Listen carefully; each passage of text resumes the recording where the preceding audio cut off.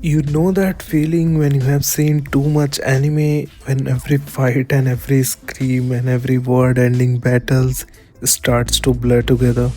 Yeah, that's where I was.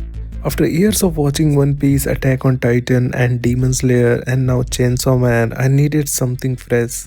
Something that didn't feel like a copy of what I already loved. And that's when I stumbled into a corner of animation I had somehow ignored. Chinese animation, or as it's called, Donghua. I didn't expect much at first, but honestly, it blew my mind.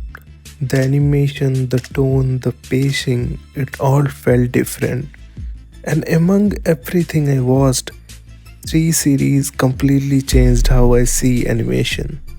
Let's start with Renegade Immortal. It begins with a boy named Wong Lin, ordinary, humble, living in a village where cultivation decides everything.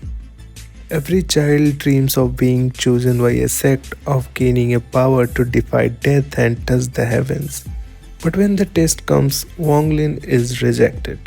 No talent, no potential, no future. And that rejection destroys him, but it also remakes him. Through betrayals and tragedy, he is forced to survive by any means necessary. He kills, schemes, and climbs his way through worlds that want him gone. By the 12th episode, he is no longer the forgotten boy, he is the nightmare every cultivator talk about. And here is the thing, this man literally form aura. While others meditate beside waterfall, Wong Lin is out there raiding ancient battlefields, digging up dead cultivators, and harvesting their leftover energy like he's running a spiritual rice field. It's brutal, brilliant, and somehow too crazy. But beneath all that violence, Renegade Immortal is about obsession. Wang Lin doesn't want power for glory, he wants it because the world told him he could never have it. The animation reflects that misty mountain, broken temple, heavy shadows. Every frame feels so good, like even the air remembers the people he has killed. Now, Solid Star, a completely different world. It starts on a ruined earth. Years after a mysterious virus mutates every living creature into monsters, humanity hides inside fortified cities. While the strongest become warriors and psychics, Luo Fang is one of them, just a normal kid trying to support his family. Until one day he discovers an alien relic that awakens something far greater inside him. That discovery sends him down a path from street level fights to interstellar war. He trains, evolves, and joins humanity's cosmic expansion, rising through a system of power so massive it feels infinite. The power level system here is monstrous. You start as apprentice and move through stages like warrior, soldier, god of war until you hit planetary and then star traveler. By the time someone reaches Star Traveler 6 or higher, they are moving a planets like chess pieces. It's not just I get stronger, each tier change your scale, your perception and your enemies. Luo Fang's training scenes go from street level martial arts to battling across planets. And visually, the animation supports it. Massive 3D environments, futuristic cities, wrecked earth, rolling skies. Swallowed Star looked like a sci-fi epic married to a Lord of the Ring. Every power feel like a supernova and every battle feel like the end of an era.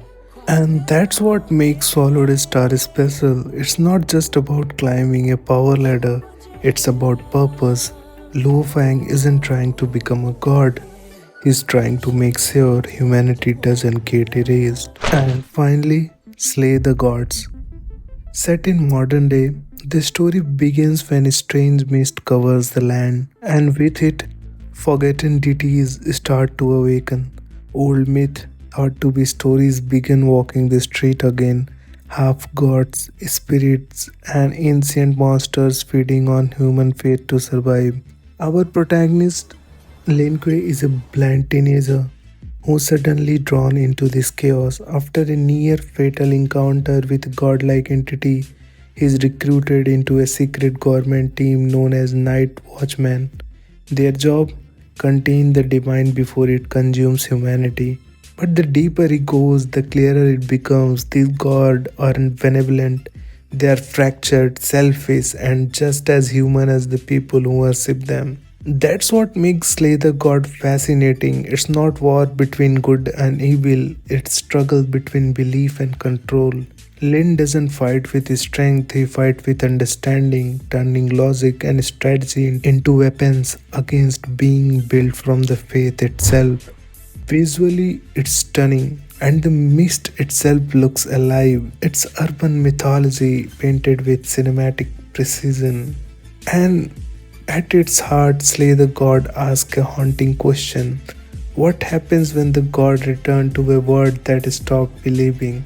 And that's what makes it so powerful. It's not just about divinity rising, it's about humanity deciding whether it even need it anymore. And that's what makes these donguas so fascinating. It's not just animation, the philosophy is with fight scene. It doesn't ask for attention, it earns it. And I might still be new to this world, but after these three, I'm completely hooked. So if you know any other Chinese donghua I should check out next, let me know in the comments. Because if this is just the beginning, I can't wait to see what's next.